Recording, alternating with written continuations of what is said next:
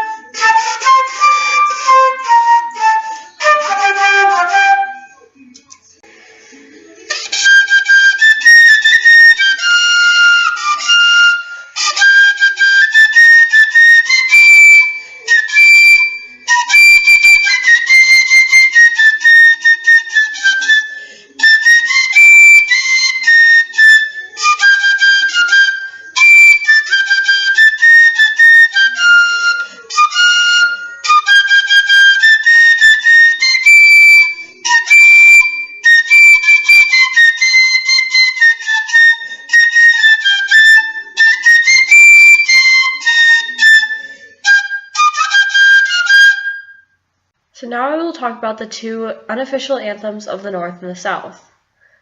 For the South, the song is I Wish I Was in Dixie's Land. A familiar song from the 19th century was composed and performed by Dan Emmett, a white native of Ohio, in 1859. When the Civil War came in 1861, Dixie reinforced and strengthened Southern white identity.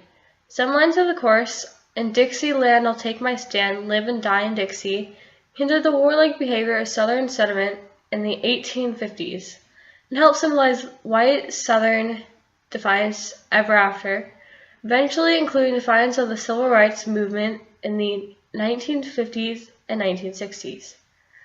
On the other hand, the jaunty rhythm seems to imply that sectionalism and factionalism are just a kind of sport.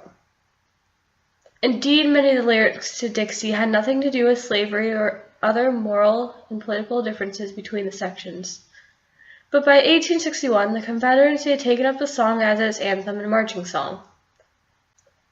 Its meanings in the South became very different from its meanings in the North, where it usually signified rebellion, support for slavery, and sedition. The last song I'm going to be talking about is John Brown's Body.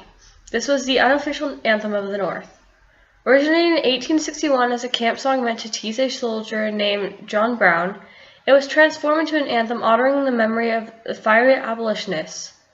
Union soldiers throughout the country embraced it by the spring of 1862, and often sung it to irritate Southern soldiers and civilians, even if they themselves were lukewarm about abolition. Over time, however, the singing of the song itself led to changes in opinion. Thank you for listening to what I have to say about the songs of the Civil War.